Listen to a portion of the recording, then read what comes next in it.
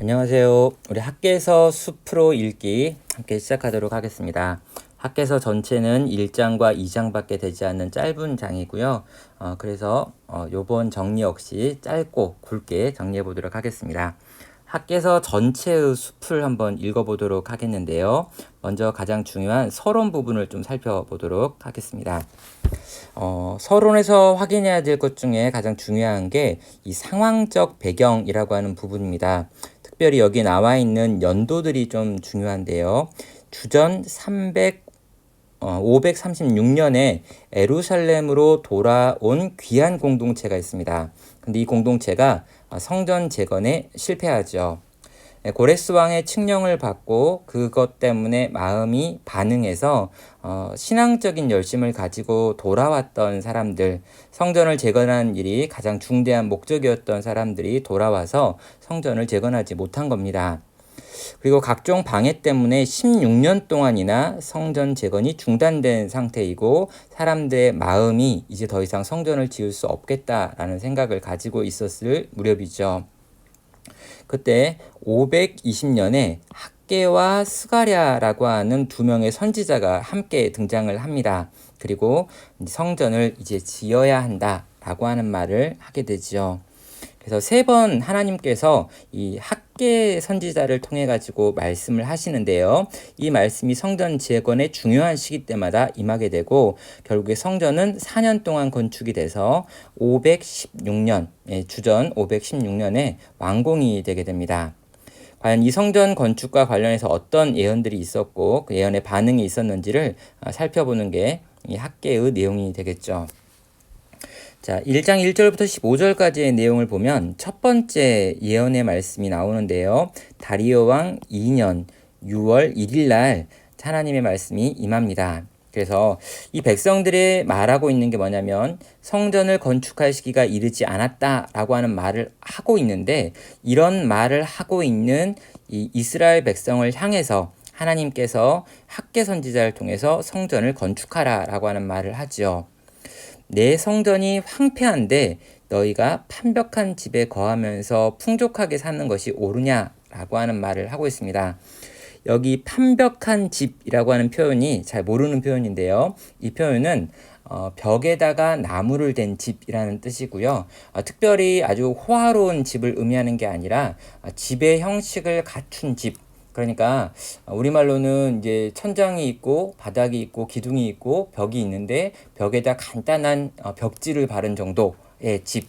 그러니까 집의 형태를 갖춘 그런 집에 거하면서 내 집이 이렇게 황폐한 상태로 내버려 두는 게 옳은지에 대해서 질문하면서 하나님께서 성전을 지으라고 하고 있죠. 그러면서 너희의 행위를 살피라고 말하는데 너희가 이제까지 여러 가지로 애쓰고 수고했는데 풍요해지지 않은 이유가 뭘까? 그것은 내가 너희의 수고를 불어버렸기 때문이다 라고 말하면서 성전을 건축하라라고 하는 아주 강력한 도전을 하나님께서 하십니다. 이 말을 들은 이제 총독과 대제사장과 그 당시에 백성들이 성전의 재건을 결단하게 되죠. 그리고 하나님께서는 이들에게 내가 함께 하여서 이 성전을 완성시키겠다라고 하는 말씀을 하십니다. 하나님의 말씀의 결과가 무엇이었나라고 하면은요, 이제 그들의 마음이 감동되었다고 이야기하고요, 성전 재건 공사가 시작되었는데 이 공사의 시작하는 시점이 6월 24일이었다고 말하고 있습니다. 그러니까 6월 1일에 말씀이 선포되었고 이 말씀이 6월 24일 날 성전 재건의 시작이라고 하는 것으로 반응하고 있기 때문에 굉장히 빠른 시간 만에 이스라엘 백성이 성전 재건을 시작했다라고 볼 수 있습니다. 여기서 포인트는 우리의 우선순위가 어떻게 형성되어 있는지를 돌아보는 부분이 중요하죠. 내 집이 우선순위가 되어 있고 내 인생이 우선순위가 되어 있을 때 그 우선순위를 성전으로 하나님 중심으로 하나님과 관계로 돌이키라라고 하는 말씀이 여기에 나와 있는 핵심적인 포인트가 되겠습니다. 두 번째로 2장 1절부터 9절까지의 내용을 보면 시간이 7월 21일로 지금 기록되어 있습니다. 그러니까 지금 6월 24일 날 성전 공사가 시작되어서 한 달여 정도 지난 다음에 일어나는 일이죠. 성전의 기초 정도를 지금 완성한 이후였던 것으로 보입니다. 2절과 3절에 보면 이전 성전을 본 사람들이 낙심했다라고 하는 기록이 있습니다. 그러니까 솔로몬 성전을 본 사람들, 나이가 아주 많은 사람들이겠죠. 그 사람들이 지금 새롭게 짓고 있는 이 스룹바벨 성전을 보고 그 터를 보고 그 기초를 보고 지금 낙심하여서 울고 있는 장면을 보게 됩니다. 상대적으로 이전 성전에 비해서 초라한 새 성전터를 보면서 그들의 마음이 낙심하는데 그 낙심의 내용은 과연 하나님께서 이 초라한 성전에 거하실까? 이전에 그 솔로몬의 영광스러운 성전에서도 하나님이 떠나셨는데 우리가 짓고 있는 이 초라한 성전터 를 보니까 이런 성전에 하나님이 임하시는 분이실까라고 하는 낙심이 돼가지고 성전을 짓는 공사를 잠깐 멈추게 되는 사건이 일어난 것입니다. 그때 여호와 하나님께서 내가 너희와 함께한다라고 하는 말씀을 하시며 낙심에서 벗어나서 계속해서 성전을 재건하는 일을 해야 한다라고 하는 말을 하지요. 그러면서 새로운 성전, 이 스룹바벨 성전이 이전과는 다른 방식으로 영광스러울 것이다. 솔로몬 성전처럼 화려한 외형을 갖고 있지는 않겠지만 분명히 내가 스룹바벨 성전도 영광스럽게 만들겠다라고 하는 말을 하고 있죠. 그리고 하나님의 평강, 네가 보기에 그 초라해 보이는 그 성전에 머물 것이기 때문에 네가 만드는 그 성전은 영광스럽다라고 하는 이야기를 합니다. 외견상 초라해 보이는 이 성전에 내가 머물 것이다 라고 말하면서 이 성전을 계속해서 지을 것을 요구하시죠. 정리하면 또 이렇게 적용할 수 있겠습니다. 당장 눈앞에 보이는 결과 때문에 낙심하지 말라는 거죠. 내가 하나님께 순종하고 있다면 그 순종의 결과가 당장에 나타나지 않는다 할지라도 하나님이 우리의 순종을 통해 영광을 이미 받으시고 계시고 또 내게 머물고 계시는 것이기 때문에 계속해서 이 길을 걸어갈 수 있다라고 보시면 되겠습니다. 자, 세 번째 예언의 말씀이 선포되는 날이 다리오 왕 2년 9월 24일입니다. 지금 이 9월 24일에 선포되는 예언이 두 번 있는데요. 하나는 백성들에게, 다른 하나는 바로 여기 있는 지도자였던 스룹바벨에게 주어지는 환상입니다. 백성들에게 주어지는 환상의 내용을 보면은요, 율법을 통해서 너희가 부정해진다, 또 너희가 깨끗해진다 라고 하는 이 두 가지 이야기를 주기도 합니다. 거룩은 전염되지 않고 부정은 전염된다. 그리고 너희 안에 성전이 없기 때문에 너희 모두가 부정이다 라고 하는 이야기를 합니다.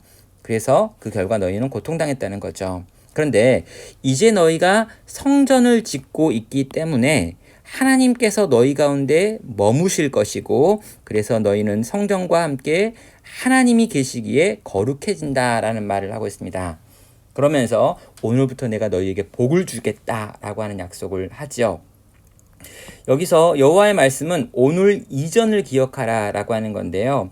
그러니까 이 성전이 지금 지어지고 있고, 지금 성전이 지금 석 달 정도 지어지고 있는 상황인데요. 이런 상황 속에서 사람들이 변화되지 않는 현실을 보면서 도대체 우리는 언제까지 이런 고통을 당해야 되는가 라고 질문할 때, 하나님께서 이전에 너희는 성전이 없고 하나님의 임재가 없었기 때문에 부정했고 그래서 고통당했는데, 이제 성전이 너희 가운데 지금 지어지고 있고 내가 너희 가운데 돌아왔기 때문에 너희는 복을 받을 것이다.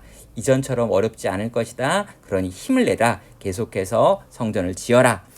하나님이 함께하기 시작했기 때문에 이제 하나님의 복이 너희 가운데 임할 것이다 라고 하는 것이 이 예언의 말씀이었습니다.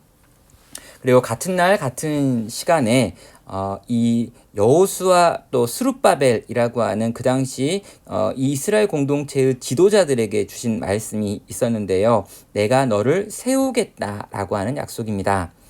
내가 여러 왕국의 군대를 물리치고 너를 세우고 너를 통해 나라를 다스리겠다라고 말하면서 하나님께 순종함으로 관계를 회복한 성도들을 내가 지킨다라고 하는 말을 하고 있습니다. 그래서 스룹바벨 총독을 향해서 네가 실망하지 말고 낙심하지 말고 내가 너를 세워줄 테니까 이 공동체 함께 성전 짓는 일을 끝까지 가야 한다라고 말하는 거죠.